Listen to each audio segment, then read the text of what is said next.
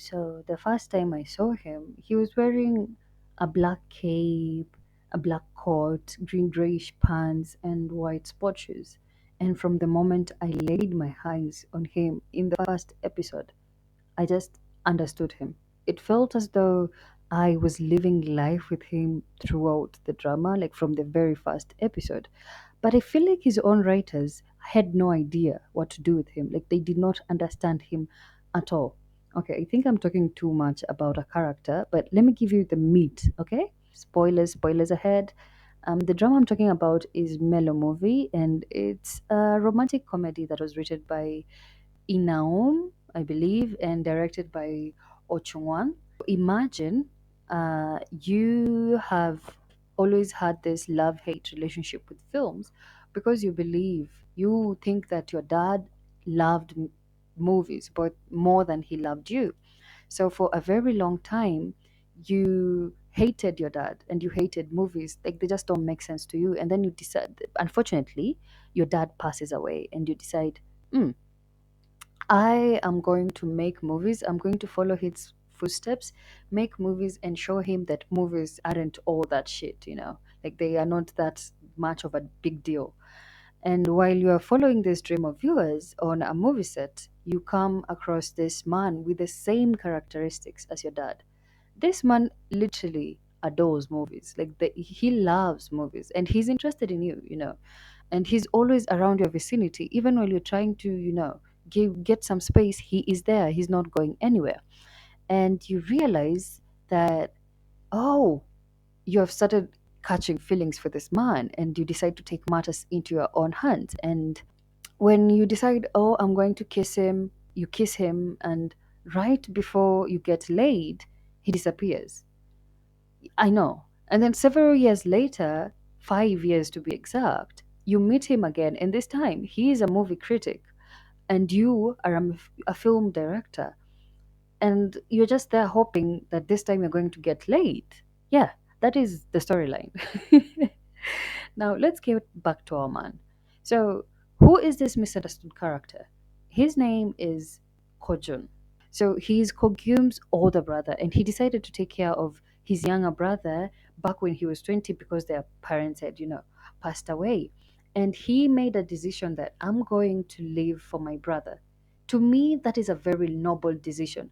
Putting aside our own desires for someone else, that is something that no one in this society, actually in this time, would do. Everyone is so independent and everyone wants to do things for themselves that they forget other people. And this man literally forgets himself for other people. That is what I felt. And I really loved him for that. But the writers, they did not like him. To the writers, they believed that he should have chosen himself, he should have lived for himself, and maybe he would have found a purpose along the way. Um, from the very beginning, the writers were showing us that, oh, this man might have mental health. And then during the show, along the way, they decided, we should do something more, and they decided, oh, we're going to make him sick.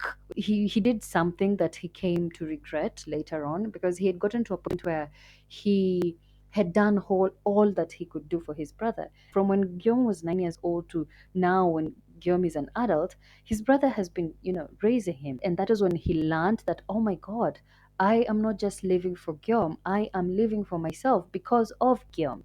And the moment he decided to take a turn, the writers were like, oh no, you did not. Or they did him dirty. Well, anyways, as much as I believed Kojun carried the show, I would say other characters in the show were just as notable and they really also brought something to the show. I would say like the second lead couple. Now, this two, the thing I loved about this two was the fact that they were very flawed. Hong Si-jun liked himself, but he didn't know how to give that same love that he had for himself outside. And it's kind of understandable based off of the fact that he didn't receive that as a kid. But Sonjua was a character that really loved him, and she should have gotten that love back. But unfortunately for her, she loved her man so much that she lost herself. So seeing these two characters slowly learn about who they are deep down, and seeing Sonjua grow and find herself and just move on with life. I would say I loved their dynamic. I loved how the two of them were, and I enjoyed watching their story. I've read some reviews of people hating on those two. Some claim that Sonjua, gave up on Hong Si Jun when she got better at things. What you don't realize is that she actually gave up on him before she became like a screenwriter, a big name screenwriter. And she just gave up because she needed to find herself. And I've seen others claiming Hong Si Jun was like a red flag and he never really looked at his girlfriend. And in a way, he was finding himself. Remember that scene where he went to buy a laptop for his girlfriend? Yeah, that is just him, finding himself. I loved the main couple. Okay, when I started, I actually started because of them, but I continued because of Kojun. So I will say I like the fact that the main lead, who is acted by Choi Woo-shik, the main lead was just direct. He knew what he wanted and he wasn't like going around in circles. Now the problem was that he was too positive. He was hurting, but he doesn't know how to talk and say, "Oh, I'm hurting." I would say the only one place where I actually saw him up, like getting into his emotions, was when he told Kim Movie, "There's no one at home. No one's home." Movie. Like later on in the episodes, that is when I felt like, "Oh my God, this is the first time he has actually expressed himself in a way that I appreciated." So some lessons that I learned in the show was the relationship between actors and critics. Critics can just say two sentences and be able to destroy an entire career, an entire actor's career.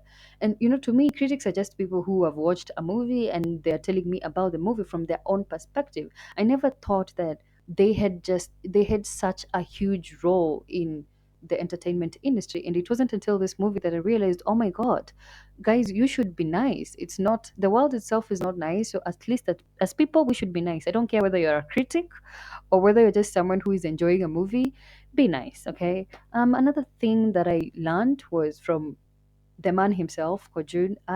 From watching him, I just realized that I don't need to have this grand life. I don't need to be, the most popular, the most unique for me to enjoy and experience life. Just the life that I have right now, that is enough. The now that I have, that is enough. Oh, another thing that that I learned from the movie was during the 90s, children in Korea really loved martial arts. That is, I know it's just a random like thing and a random thought, but honestly, people during the 90s really enjoyed martial arts like taekwondo and stuff. I honestly loved how they kind of wrapped the entire story into 10 episodes. I actually sat down one day and binge watched the entire show from the beginning to the end. That is what I really liked. It was a slow burn from the beginning to the end. There were no villains in these movies. Like there was no bad person, but I still cried along the movie. Honestly, I cried more with Kojun than any other character, but I was still able to enjoy it slowly and get that sense of love and mellow that was being sent throughout the entire movie. Oh, another thing is I believe in destiny. I believe in things like fate. I believe in coincidences. But what do you mean that a man that I liked 5 years ago suddenly becomes my neighbor? This only happens in movies. Like, yeah, oh my God, this was a movie. Yeah, this was a movie. That's why that happened. I saw that and I was like, look at it. That never happens. But I've just realized, yeah, it was a movie. Kibubi really, really loved her father, but she felt as though her father didn't like her back.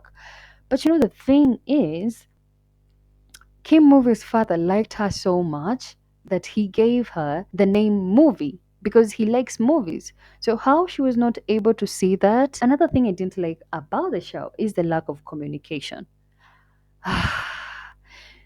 Everyone has an expensive phone in that movie, like expensive. I don't own a phone. I have a button phone, but everyone in that movie has a smartphone. People have Samsung and iPhones in that show, but they don't know when to text. You should just text and say, tonight is going to be hard to meet because this and this has happened. How is that so hard to do? Tonight we were supposed to do this and that, but we are not going to be able to do that because I'm sorry, this and that happened. but no one is taking texting the other. Like, anyways, it's usually a trope in Korean drama for people not to communicate. Someone will start writing a text and then they rub it, and I'm like, throw that phone or give it to me. I'm in need of a phone, so you could just give it to me. The main lead, they didn't go to high school together and they met as grown-ups. I really enjoyed that aspect. I can't say that any of the characters except Kojun obviously was that like really strong and really impactful, because it's a mellow movie. But at the end of the day, I would say that I enjoyed it. I had a great time, and I would advise you to go watch it. Thank you for watching this, and see you in my next video.